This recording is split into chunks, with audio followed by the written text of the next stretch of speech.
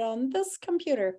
Hey, it's the Wednesday afternoon at 2:00, and we are doing a tech lesson today. So I actually took a look at the lesson, and it is 26 pages long, very long, but it's kind of fun. And actually it had a couple of things that I didn't know that I think are going to be really useful. So we're going to go through it together. And at the end of it, it has a quiz, and you don't have to do that till tomorrow. So we'll just get through part of the lesson today, and you can finish the lesson tomorrow. I have a doctor's appointment tomorrow, so I'm actually going to be gone, and you're going to have a substitute because the doctor's appointment's in the middle of the day, and the way it works in our district is you have to do one half of the day or the other. So anyway, I won't be here, but the substitute will, and she'll finish the lesson with you tomorrow. Oh, you're gonna be here for the 12:20? No, I won't make any of it because my darn appointment is right in the middle of the day. And so when it happens like that, you either have to have a sub for the first half of the day or the second half of the day. Oh, so you're gonna do the take first it out half. of the middle. So you're gonna do the first half. No, I'm going to be gone for the whole day because of when the appointment is. Yeah, a whole day without me. Will you survive? No. I think you will, but I doubt we'll do the open breakout rooms at lunchtime because officially that's the subs break. So I have to give her a break. Okay. So the lesson is 1.03. It's also a digital citizenship lesson like we had earlier this week, only this one is through Canvas. And I took a look at it, and I kind of like it. There's actually things on there that I didn't know. Maybe you guys did because you're probably smarter about digital stuff than I am. But we'll learn it a little bit together. So here is the lesson. As you can see, it's 26 pages long, which is crazy. And here's our guy, meet Riaz. Hi, I'm Riaz. I know a lot about social media and how to use it responsibly. I'm here. I don't know why he has a fireplace. That's kind of a weird thing to show him in front of. I'll be your social media guide and teach you how to be safe and responsible online. We'll learn the actions you need to take to be a good digital citizen. And this is the part I didn't know, how to use a Boolean search to find information. That was really interesting to me. I'd never heard of that. Identify reliable online information, which is usually a lesson that I teach. So I brought in this website I always like to show kids. And then also it has a little typing lesson here where it like works on your typing speed, which back when you were in school, maybe you guys did typing programs where they did the time, like how fast you were. Did you have that in school? Do you remember that? They used to worry about that a lot. They used to worry about teaching kids the keyboard. They don't really do it anymore because they found out the kids' fingers figure it all out. So here we go. Why does it do this? You guys said if you load it too long beforehand, it does this, right? I'm going to go back. I don't like it when it does this weird loading. Back to tech, back to the modules, back to 1.0, what is it again? 1.03, digital citizenship. Here we go. And to the second page. Oh, good, there we go. A good digital citizen is someone who belongs to an online community and helps keep the community safe. And I've been impressed with you guys. You've been really good. Posting messages and using other types of digital communication can be great ways to meet new friends and stay in touch. Can you guys even imagine having had COVID go on without digital connections? Wouldn't that be crazy? Yeah, when I was a little girl, we would have just had our phones. I guess we could have talked. It is important to communicate responsibly and be positive and proactive members of an online community. We're going to go kind of fast through some of this because I know you know some of this. There's a well-known golden rule that says you should treat others the way you would want to be treated. Boy, I feel like I'm doing one of those tongue twisters. If you wouldn't want someone to do or say something mean to you, then don't do it to them. It's true both in real life and online. Some people think if you're hiding behind a screen where nobody can see you, you can be mean and what you say does not have an impact. This is not true. Saying and doing mean things online makes other people sad. Be sure that the things you say and do online will keep you and everyone else in the online community safe and happy. 5-second pause. To help you stay safe online and ensure a positive, safe environment for everyone, you can take a 5-second pause before you do or post anything online. Your 5-second pause, you should think, are you sharing private information? Have you asked a trusted adult? Take 5 seconds and think about your post. Do I really want to post this online? Like today, I posted something and it was to everyone, but I forgot to write that it was to everyone. So I think a lot of you got a message and thought I was writing just to you about the writing assignment. How many people got that thing in the mail and thought it was just to them? So the way that Canvas does it is when I send out a message, it goes to you and it pretends that it's just to you, but I wrote it to everyone. I didn't check to see if you had turned in the assignment or not. So I should have taken a 5-second pause and written, hey, this message is going out to everyone. So if you've already done it, great job. Oops, did I get through that last page completely? I don't think I did. Let's look at each one in more detail. Be sure to always check with a trusted adult before you post anything online. Having someone else check your post can help make sure the tone of the message is clear. It can also help to make sure that you're being safe. And I usually do that, even though I am an adult. I usually have my husband read like letters that I'm sending out. So like today, I had to meet with my principal and do an evaluation. You know, the way you guys met with me and we talked about the unit. I just met with my principal today and had her ask me questions about how things are going. And before I met with her, I had to write a goal. And does that sound familiar? Like I make you guys highlight a goal. And I had my husband look at my goal to see if it sounded like it was what I wanted it to say. Are you sharing private information? Things like your phone number, address, and full name should not be shared online. And there are a lot of people out there who are going to try and get that information. Take 5 seconds and think about your post. Pause and think about what it will say about you. Is it kind? Is it necessary? Is it true? If the answer to any of these questions is no, then don't post the message. And if a message I send you makes you feel sad or makes you think that I don't like you, will you please tell me that? I know that would be a hard thing to tell a teacher, but you know, I send out, I think they said an average teacher answers 300 questions a day. I don't know if online I do 300 because it's not quite as many questions, but I do send a lot of emails a day. I would say I probably send at least 100 a day. So it's hard for me to think 5 seconds on each of those. Are you being a good digital citizen? Are you helping create a comfortable and safe online environment? And I would say that also means that you are participating.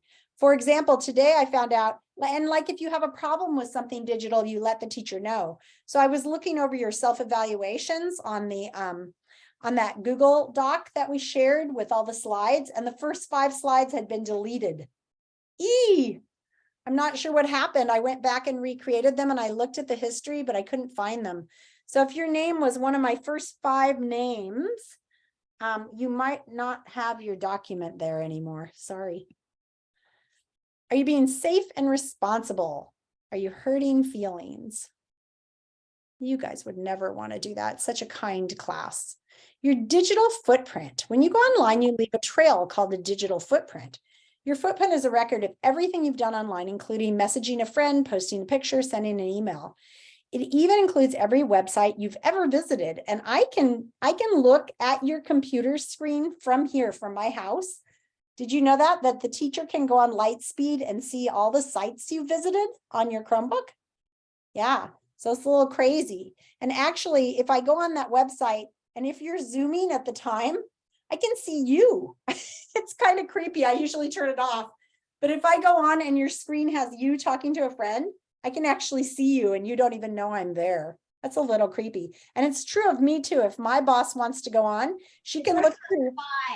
She can look through my camera and see what I'm doing. That's not stockish at all. That's fine. That's fine. But you know That is fine. This is Liam. no, So no. the one thing that you should also think about though is just that everything you put online, like even on your Facebook page, people can see a lot of that stuff. And so you just need to be really careful. Save. If you see cyberbullying, save the evidence and tell an adult, take a screenshot. Secure, keep your personal information secure. Share only things online that you have permission to share. Stop and think before you react to anything online. Take a 5-second pause. The digital footprint you leave is your online identity. This is who you are and what you believe based on your internet usage. And I don't know about you, but my son, he knew he wanted to do something to do with computers. And he knew that when he applied for jobs, people were going to look at his digital footmark. So he made sure everything he posted online was like really good looking stuff, impressive academic things. Don't forget your netiquette. What do you think netiquette is? Anybody know what etiquette is? Oh, I don't know. Etiquette is like manners. It's like how you behave, right? Not use caps. So netiquette is your net etiquette. So it's how you behave online. Don't forget your netiquette. Don't use caps. Don't post when angry. Be kind, respect others, check your sources, and ask permission.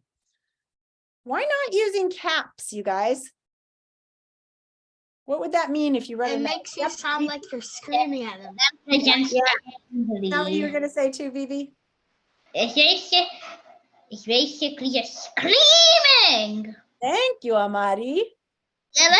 If I put hi in all caps, you will read it as hi. Okay, if you post a mean message when you're angry, you might say something that you regret. Once you post something online, it is part of your digital footprint and your identity forever. No apologies can ever delete it. My daughter used to have a teacher who always said, your tongue doesn't have an eraser. So even if you say you're sorry, it doesn't really erase the hurt feelings. So be careful that you don't ever say anything that you have to say you're sorry about. Try to be careful not to say it in the first place. All right. Welcome. If you just came in, we are in the middle of our digital citizenship lesson in technology. It's module 1, lesson 1.03. Be kind, respect others, the golden rule, you know that one. Check your sources. Make sure everything you post is true. Right now, maybe you guys have heard of QAnon. Have you heard of that? It's a group of people who are really fast about spreading misinformation. So they get a text, and the text might say, I don't know, a 5-headed cow was born. And then without even checking to see if it's true, they just send it on and it gets bigger and bigger. And these crazy stories are out there and people believe them. So please try not to spread information that is not true. There are a lot of great things to do online, but not all sites are good and honest. Asking permission before going online and making sure an adult knows what you're doing online is the best way to keep you and your information safe. And I'm going to show you some sites. They're not unsafe, but they're not right either. You're becoming quite an expert on internet safety. Way to go. Let's see how much you can remember. I'm going to call on people with raised hands, so don't blurt out, and see if we can answer these. As a good digital citizen, you should. Who has an answer on this one? Kainoa? What do you think?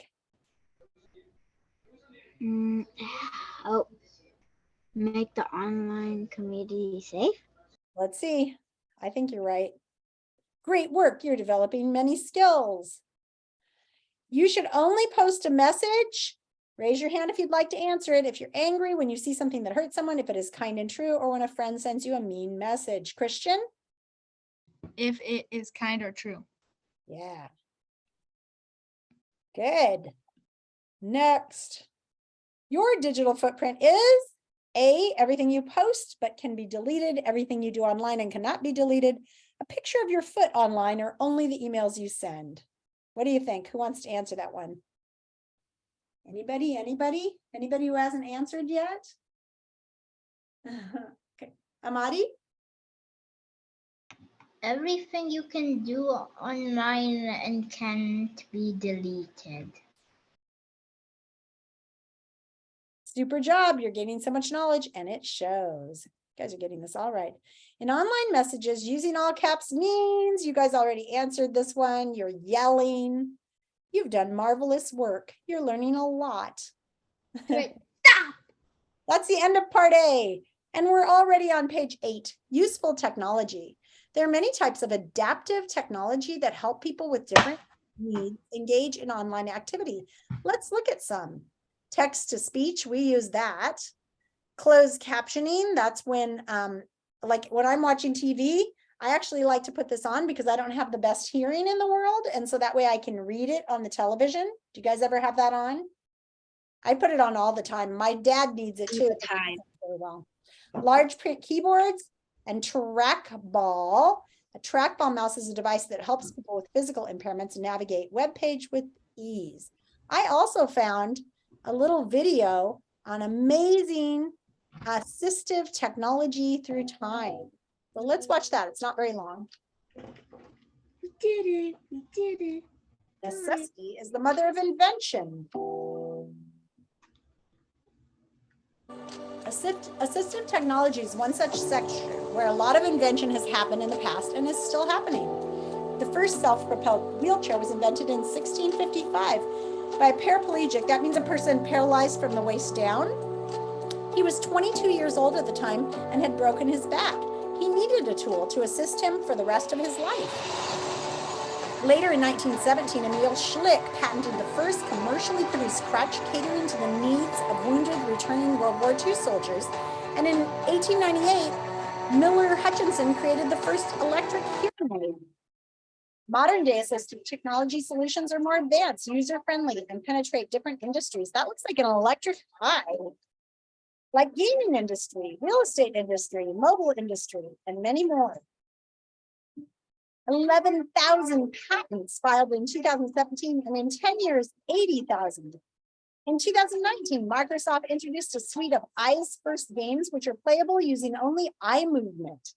In 2020, Amazon introduced Show and Tell for blind Echo users. So you can show it to the computer and the computer will tell you what it says. In 2019, Google came up with an AI-based visual accessibility feature for their web browser. Chrome is now able to see images online and tell you what they are. These are just examples of how assistive technology is transforming the life of people with special needs. That means in the life of more than 1 billion people around the world. Society has been transformed for better in the past and will keep transforming through the use of assistive technology. To accelerate this movement of social transformation with assistive technology, they're launching the world's first virtual exhibition of all these different kinds of things with a focus on promoting opportunities to help people. I'm not going to watch that part because it's kind of an advertisement for their conference, but pretty cool, huh? So they have all sorts of things out there. In fact, I wonder what technology will be invented in. I know, I'm pretty excited about it because Maybe like flying cars. yeah, and you know, Liam, my dad is 94 years old, and when his dad was 94 years old, he lived at his house, but he had to have people help him with everything. He had to have somebody go get him groceries. Well, now you can get online and order your groceries and they come to your door. He had to have somebody read him books, but now you can have books that read to you, right? In fact, my dad has a hearing aid where when I call him on the phone, it goes right into his hearing aid and he can actually talk to me better on his phone than he can when I'm talking to him. So it's pretty cool. You guys are going to live in a world where there's amazing things possible. They're even thinking that people who can't move their bodies might be able to get some sort of device that will help them to move. Pretty cool. Wondrous, and maybe some of you will invent some of those things. Wondrous World Wide Web. It's a big World Wide Web out there. I'm here to teach you what social media is and how you can be an outstanding digital citizen. Social media is a way to communicate with people online. There are many different programs you can use. Each application allows you to share information and connect in a different way. The scoop on social media. When you use social media, it's always important to put your digital citizen hat on. This will help you be an upstanding, netiquette practicing 5-second pausing citizen. How is communicating on social media different? Communicating through social media can be tricky. Without body language, miscommunication can happen and people may not understand your tone. I have to say, for me, teaching without being able to see some of you is really hard because usually I look at your faces to see if you understand, to see if you're raising your hand, to see if you're paying attention or if you're getting bored. So if I don't have that information, it makes it a lot harder. One of the biggest advantages of social media is that it allows instant communication with people. It also gives you the ability to connect with people all over the world in an instant. It's fast. Distance doesn't matter. You can promote and share your ideas, plan events and send invites and collaborate on projects. In fact, I was thinking, we talked about having a debate this morning. One of the debates we often have in the classroom is about technology. Has technology made life better or worse? More better or more worse? It's fast. It's like half and half because it's also made it worse. Well, be but also- thinking about it, Kaino. We might have that debate later this year. It is fast. Communicating through social media is often easier. We have somebody in our waiting room who's not from our class. Is it a teacher? I think. Oh, Kainoa, you cannot let people in that we don't know. So, Sorry, buddy, I accidentally pressed it. I was trying to mute myself. so we need to remove that person. It might be Bree. That's my brother. Oh, it's your brother? Is it you or your brother who just came in? That's my brother. That's what I thought, because I saw the last name. Well, we need to have him leave. Don't know why he's in here. Put in the waiting room. Remove. There you go. How did he get in here? I don't know. I accidentally Maybe- let him in when I tried to mute myself. I know. So Kainoa, you can't let people in. I Midnight. want to know Don't be- how. Don't be so quick. I have a question. How did he find this meeting? He must have had the link. Maybe he's coming to the club later on today. Is that true, Bree? Is he coming to the anime club? Don't know. Okay. Let's take a look at this story. Using social media is a great way to stay in touch with friends and family who are far away. This is sort of a debate about all the advantages. You can promote and share your ideas. You can blog. Have any of you ever had a blog? That's kind of a fun thing to do. Plan events and send invites online. And you can collaborate on projects like we're doing this week, which is awesome. Or some of you are doing. The bad, even though social media has a lot of good things, it also has disadvantages. You can have cyberbullying, peer pressure. It can affect your health sitting at the computer. That's why I'm now standing a lot of the time, because it was starting to hurt my back sitting down too much. And this talks about cyberbullying. Peer pressure happens when someone your age pushes you to do something that you don't want to do. You might have somebody push you to play a game or look at a site that you know you shouldn't. Social media can impact your health. Talking with friends is fun and helps build friendships, but it's important to take breaks from technology. We talked about that yesterday. Since social media is instant, it's really important to protect your privacy. And we're on page 13. We're halfway through the lesson. We have a book club starting in 4 minutes, but I just wanted to show you one more thing, and then I'm going to let you finish this lesson on your own tomorrow and take the quiz. So we're on page 13 of 26. I wanted to share with you this website that when I was teaching about explorers, I used to always send kids to this website. And then finally, one of the kids told me a little bit about this website. So if you were looking at this website, would you think this is a good place to get information? Does it look like a pretty good website? Not really. You don't think so? Yeah, looks like it. It looks pretty good. It says for teachers, treasure hunts, explorers.